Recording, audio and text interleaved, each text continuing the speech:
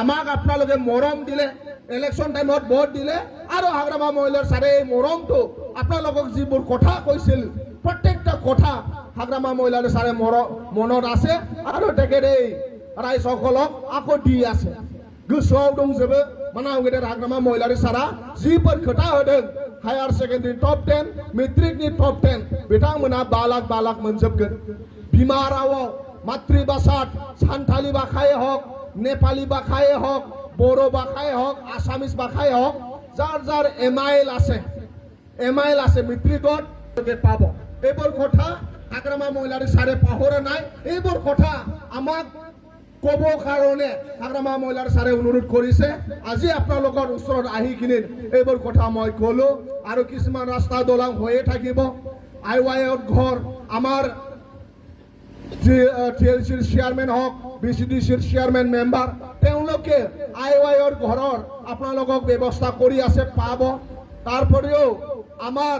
অৰুণোদয় scheme আগত UPPL চৰকাৰে অৰুণোদয় scheme যি অৰুণোদয় পাব লাগে তেওঁলোকৰ নামটো কাটি দিছিলে কিন্তু আমাৰ চৰকাৰ অহা পাছত এই কাৰেকশ্যন কৰি আছে যি সকলে অৰুণোদয় পাবই খালি অকমান সময় লাগিব আমাৰ চৰকাৰে ঠিক কৰি আছে ইয়াৰ কাৰণে কোনো বাদ নাযায় আইৱাই ঘৰো পাব অৰুণোদয়ও পাব গোসোआव যাতে हमथा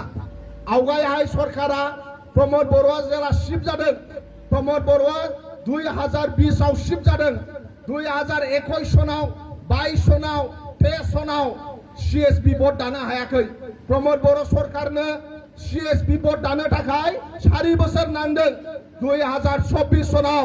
एमपी इलेक्शननि सिगांसो प्रमोद बरुवा सीएसपी बोर्ड दादों सीएसपी बोर्ड माने बिसिबां डिपार्टमेन्टआव बिसिबां साख्रि ओंखारो साख्रि होनो थाखाय नाथाय मानाव गेदेर हाग्रामा महिलारि सारा गाव सरकार दाखांनानै 1 मासनि गेजेराव सीएसपी बोर्ड दादों बेनो सिन हाग्रामा महिलारि सारानि सरकारा स्ट्रं गोहोगोरा हाग्रामा महिलारि सारा 1 मासनि गेजेराव सीएसपी बोर्ड दादों प्रमोद बर'नो 4 बोसोर नांदों सीएसपी बोर्ड दानो बिनि थाखाय प्रमोद बर'आ साख्रि होलांनो हायाखै एडभार्टाइज होनो हायाखै जोंहा सीएसपी बोर्ड दाखांनायनि उनाव फरेस्ट डिपार्टमेन्टआ इतिमধ্যে एडभार्टाइज होबाय फरेस्ट डिपार्टमेन्टआव 3rd ग्रेड 4th ग्रेडनि साख्रि थिसननाय जासिगोन मानाव गेदेर हाग्रामा महिलारि सारानि सरकार आरो फरेस्ट डिपार्टमेन्टनि इएम पानिराम ब्रह्म बिथांमोनहा इतिमধ্যে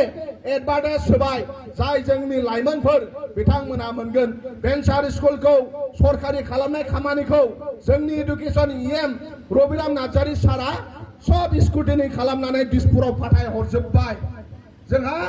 बे खामानिखौबो मावबाय बिसिबां भेन्सार स्कुल दङ बिटिसिआव बे भेन्सार स्कुलखौ सरकारि खालामनो नांगौमोन प्रमोद बर' सरकारा बिथांमोना बिटिआर रेकर्ड खालामदों 6.3 नि दफा लाबोदों नाथाय फोरोंगिरिजों सावरायनो थाखाय प्रमोद बर'नाव सम गैयामोन प्रमोद बर' आरो फेरेंगानाव बिथांमोना जेला सरकार सालायदों भेन्सार स्कुलनि लिस्टआ बिथांमोनाव गैयामोन बिथांमोनाव दंमोन होनब्ला अबे बाला अन्थाइनिफ्राय अबे दैमानिफ्राय बिसिबां ट्राक गारि खारो बिनिसो लिस्ट दंमोन नाथाय भेन्सार स्कुलनि लिस्ट गैयामोन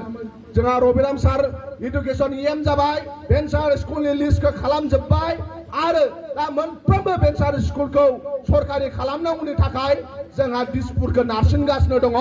आरो नैबे फरायसालिखौ सरकारि खालामनांगौ होननानै इतिमধ্যে लिस्टखौ स्क्रुटिनि खालामनानै आरो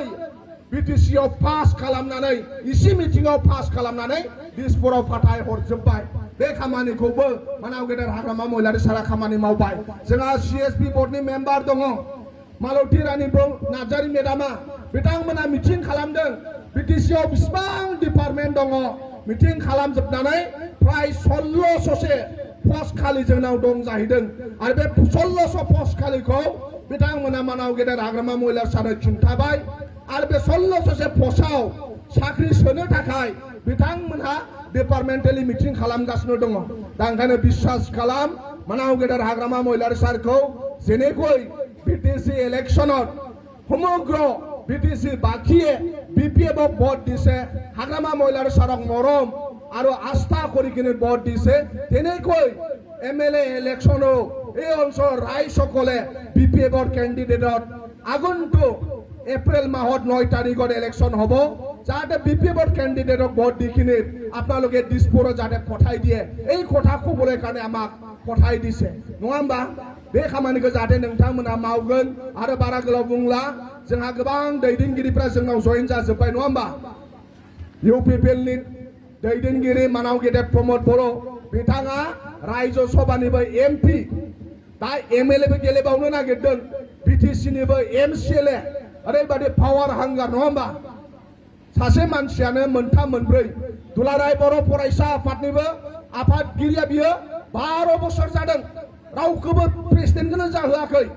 गावनि लोगोफोरा रिटायार लालांजोबदों भाइस प्रेसिडेन्टआ 12 बोसोर प्रेसिडेन्ट हमथानानै लाखिबाय थादों दाबो गावनो एमपि जानो लुबैयो गावनो एमएलए जानो लुबैयो गावनो एमसिएलए जानो लुबैयो गावनो पार्टिनि प्रेसिडेन्ट बेनो प्रमाण बिराद लबिया होननानै दिनै इउपिपिएलनि गोबां दैदेनगिरिया जोंनि दोलोआव फैजोब्बाय सांग्रां ब्रह्मआबो जोंनि दोलोआव फैबाय नोंथांमोननि ओनसोलनिनो दा ओंखायनो इउपिपिएलआव थानानै जेबो लाब गैया डेभेलपमेन्ट खामानिखौ बिपिएफआसो मावगोन आरो बोजबलायनानै सबखौबो खामानि मावगोन आंबो एबसुनिफ्राय बारा गोबाव जायाखै 3 बोसोरल' जादों बिपिएफआव फैनाया आरो बिपिएफआ खामानि मावनो खाबु होदों आरो दिनैबो जायफोरबो जइन जानो सानदों जोंनाव गोदान आरो गोजाम जेबो गैया जायफोर फैगोन बोजबनानै साफ्रोमबो खामानि मावनो सुबिदा मोनगोन जोंनाव गोदान आरो गोजाम गैया बेखिनि खोथाखौ आं बुंबाय जोंहा गोबां आलासि दङ जोबथारनायाव बे रुनिकाटा ओनसोलनि रायजो राजा आइ आफा नोंथांमोनखौ लोगो मोननानै जोबोद गोजोननाय थाबाय आरो जाय बिथांमोना आंखौ बुंनो थाखाय खाबु होबाय बिथांमोननिसिमबो साबायखर बावनानै आंनि बुंनायखौ एसेयावनो फोजोबबाय थेंक इउ गोजोन्थों